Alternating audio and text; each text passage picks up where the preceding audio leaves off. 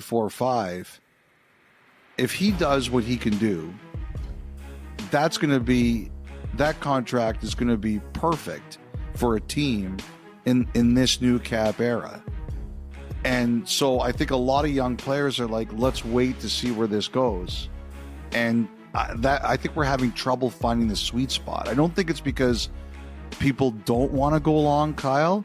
It's because in a lot of these cases, the agents are aiming higher than the teams. I mean, it's always this way, but the agents are trying to use percentage of the cap in the old way, and teams are like, we'll give you a bit of a boost, but we think what you're asking is too much, and they can't find the sweet spot.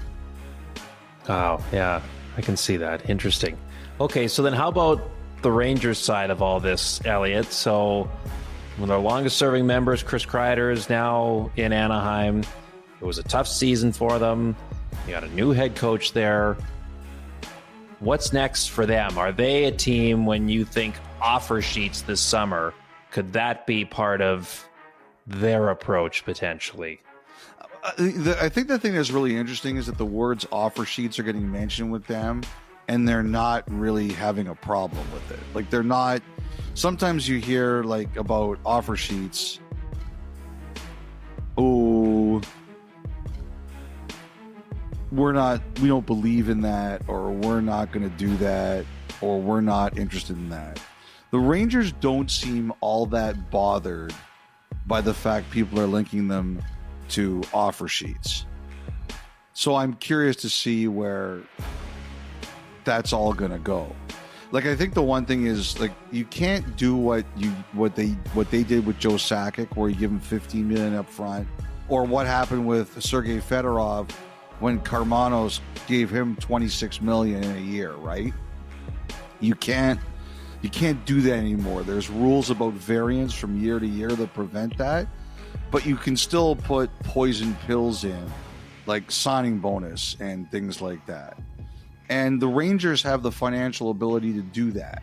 So I think the Rangers do make teams nervous.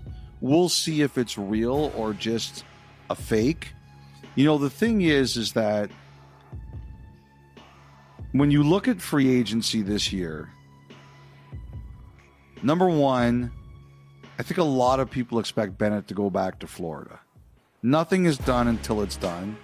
So that leaves you Marner and then Ehlers, and then where exactly are we going here, right?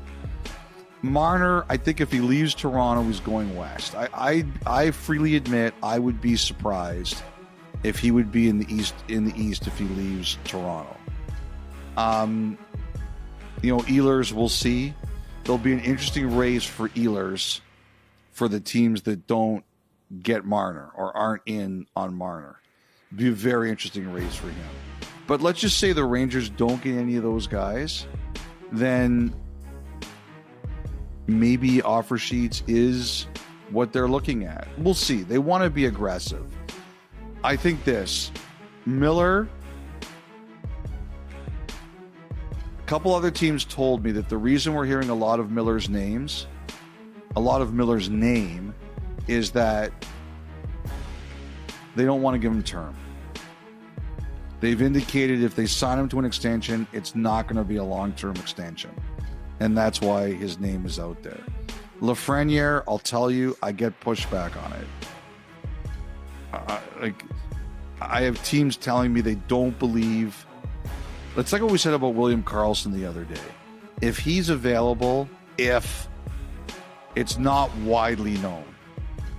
If Lafreniere is available, it's not widely known. I got big pushback on Karlsson, and I got big pushback on Lafreniere. So that's what I'll say about those situations. One of my favorite Lafreniere Kreider stories, they were in Ottawa a few years back, and in the room after the morning skate, and a reporter was talking, I think it was Zibanejad, because him and Kreider, of course, had their stalls next to each other, and he's asking Zibanejad about Lafreniere, but he's referring to him as Alex.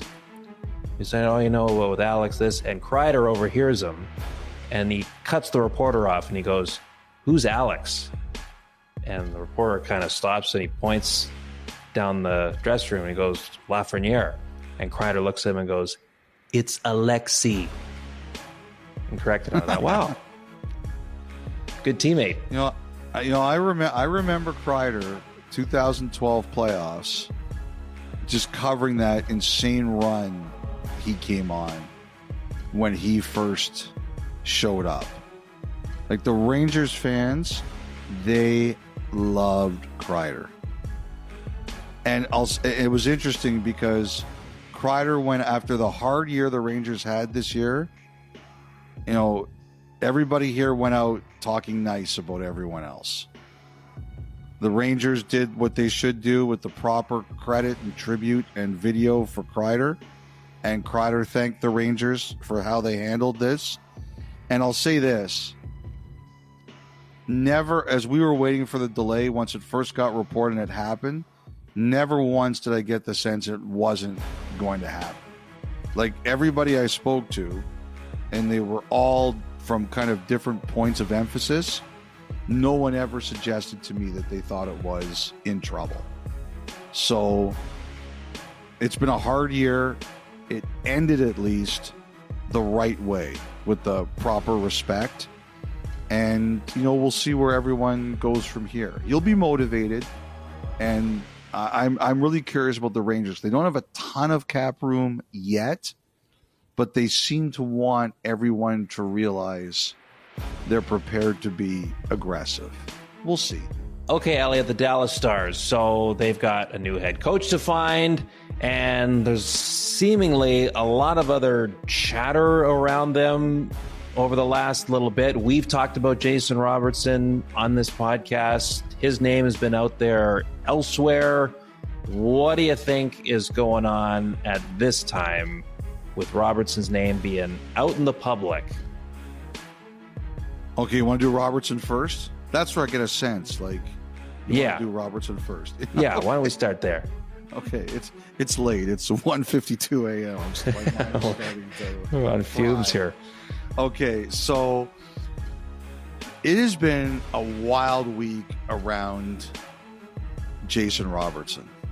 I think everything that was reported during the week about him was accurate. I think Dallas was reeling after their great wins over Colorado and Winnipeg, their shock and disappointment at the way they lost to Edmonton, and how the last game unraveled to the point where Peter DeBoer got fired. And I think they let it be known that they were going to have to consider some things. And I don't think anybody who reported that there was noise around Robertson was wrong. I got a call during the game on Thursday night saying that Dallas is dialing this back a little bit, and we'll see. Here's why I think Robertson, his name was out there. Dallas has some decisions to make. What they want to do and how they're going to deal with some choices on their roster. And I think they wanted to have an idea of what was out there for their players, and should we make any decisions before we know what some of these market values were. And I think Robertson was one of those players. And to me, Robertson, I think if he would have gotten traded, it would have been for one of two things. A great player in return, obviously. Or two, could they recoup